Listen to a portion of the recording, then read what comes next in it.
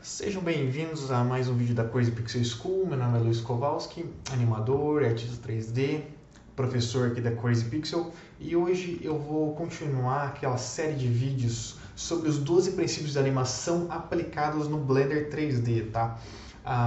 Então, o primeiro princípio que a gente vai falar é o Squash and Stretch, tá? Ou, em português, esmagar e esticar, tá? Então, esse princípio, basicamente, ele se refere a volume, tá? Então, basicamente, sempre que a gente tem uma forma de algo mole, né, de algo que não seja rígido, e ela, de alguma maneira, sofre alguma energia, né? Então, por exemplo, aqui no caso desse balãozinho, né, que ele tá vindo aqui, e vamos supor que esse balão tenha 1 litro de água dentro, tá?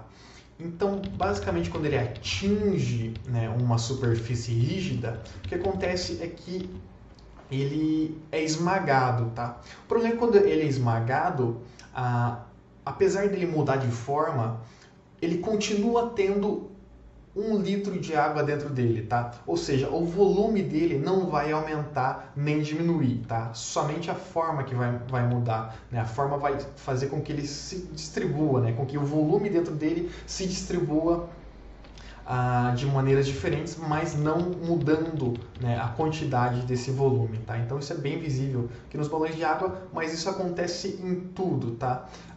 Um exemplo aqui também é da bolinha de beisebol, tá? Que atinge lá o taco, embora isso seja tão rápido, tá? Isso sempre acontece. E o que acontece?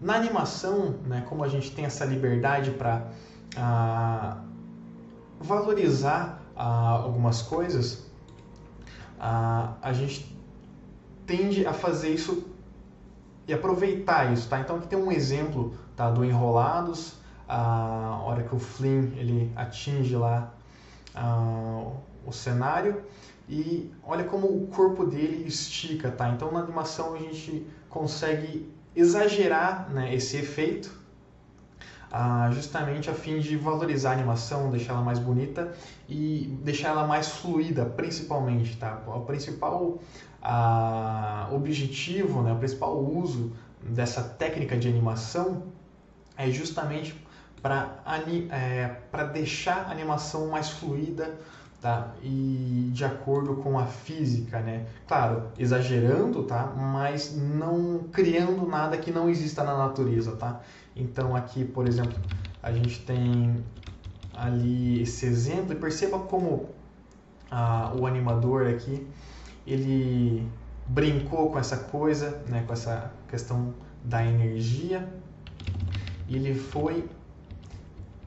E a energia ela vai se dissipando, tá, ao longo do personagem, e perceba como o braço dele estica, a cabeça dele estica, a perninha dele, no momento que ele atinge aqui, no momento do ápice, tá? E depois a cabeça fica lá para frente e depois todo o corpo volta, né, a tomar sua forma natural, tá? Então,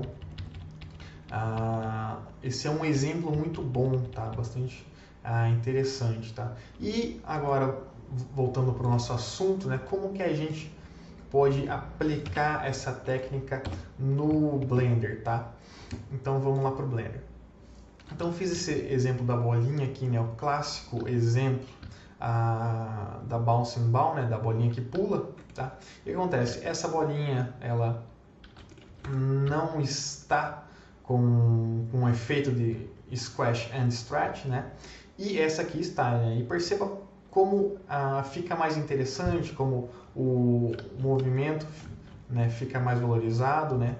E, enfim, como você pode valorizar a animação, né, de uma maneira interessante, tá? Então, como que dá para fazer isso, tá? Existem inúmeras maneiras de se fazer esse efeito. Eu vou mostrar hoje para vocês uma dessas maneiras, tá? Então, eu vou duplicar essa bolinha que não tem um efeito e vou mostrar como eu fiz para colocar ele, tá? Então, beleza. Com o objeto selecionado, né, no caso aqui a minha esfera, o que aconteceria, né? O que eu precisaria fazer, né, para ela se esmagar? Mas lembre-se, mantendo o volume, tá? Então, porque se eu fizesse com que quando ela atingisse o chão aqui, né, ou seja, quando ela sofresse todo o impacto para que a energia precisasse se dissipar sobre ela, eu precisaria não só esmagar ela aqui no eixo Z, né, mas eu também precisaria aumentar ela no eixo X e no eixo Y, né? A gente não está vendo aqui o eixo Y, né? Justamente para que, né, esse efeito, né, deixa eu tirar esse efeito de escala, né? Então quando ele atinge lá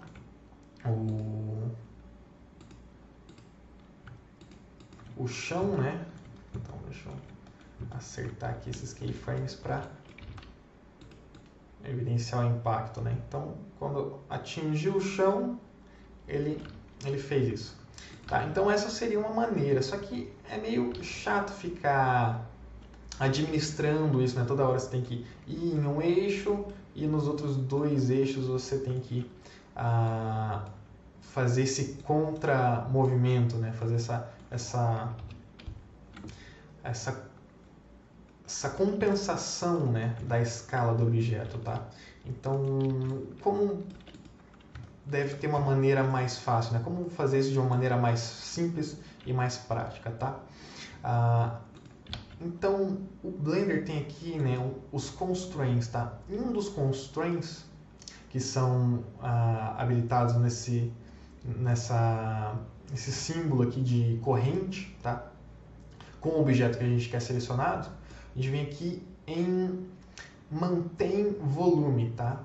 Mantém volume. Ou seja, e você está aqui para qual eixo a gente quer manter. Tá? No caso aqui eu quero o Z. Tá? O que eu faço? Quando eu aperto a tecla S, tá, de escala, olha que interessante. Ele já vai escalar a minha esfera aqui em um único eixo, tá? Porém, né, nos outros dois eixos ela vai diminuir, tá? Então, isso de uma maneira bem fácil, tá? Então, dessa maneira, eu consigo fazer tranquilamente, né, essa animação. Então, quando a energia está vindo aqui, né, a bola está em velocidade, ela está vindo aqui, né, quando ela atinge o máximo da nossa velocidade, que é no ponto mais próximo do chão, né, a gente está com o máximo de esticamento, né, ou seja, a bola está mais esticadinha assim para cima, né, e quando ela tem um impacto aqui com o chão, só vou duplicar esse keyframe para a gente valorizar esse impacto, né? Que a bola vai receber, né, toda essa energia de novo. Então a gente vai simplesmente escalar, né? Então com esse modificadorzinho, né, em vez dele fazer isso, ele está fazendo isso. Olha que interessante. E depois, né, quando ela acumulou toda essa energia elástica dentro dela, ela vai liberar, né, novamente, voltando para sua forma, para a forma mais esticada, né, porque ela também está sendo impulsionada para cima agora, e até chegar lá no ápice, onde ela novamente fica do seu tamanho original, ou talvez até um pouquinho mais apertadinho, né, se a gente quiser ainda esticar. E olha só que interessante. Legal? E isso funciona também para personagens, tá? Além da bolinha, a gente pode aplicar esse efeito também em personagens, tá? Então, por exemplo, se o personagem receber um grande impacto na cabeça, por exemplo, a gente pode fazer aqui, então, colocar aqui no rig da cabeça, né? Só que a diferença é que o constraint não é mais aqui nessa correntinha grande, agora nesse ossinho mais a correntinha, tá? Porque a gente tem um bone aqui, tá? A gente está mexendo já com o personagem rigado. Então, também funciona, tá? O mantém volume. E olha só que interessante. Funciona também, tá, gente? Então, super dá pra fazer isso, tá? Daria pra colocar no braço, no punho, tá? Na cabeça, no corpo, ou então no personagem inteiro, como eu fiz aqui, tá? Então, se a gente habilitar aqui, ó, Olha que interessante. Então, digamos que a gente tivesse, vou desabilitar aqui só para a gente mostrar, né? Então, digamos que a gente tivesse a seguinte animação, né? O personagem está caindo ali, ele vem, se abaixa e depois volta, né? Então, amortece impacto e depois volta, tá? Então, sem o efeito do Squash and Stretch, né? E se a gente colocar aqui o efeito, né? Eu já animei os parâmetros de escala, né? Então já estão animadinhos, né? Então quando a gente vem aqui, quando ele sofre impacto, né? A gente tem aqui essa escala ela é reduzida e depois a gente sobe, dá uma esticadinha nele, depois volta, tá? Então faz esse boing.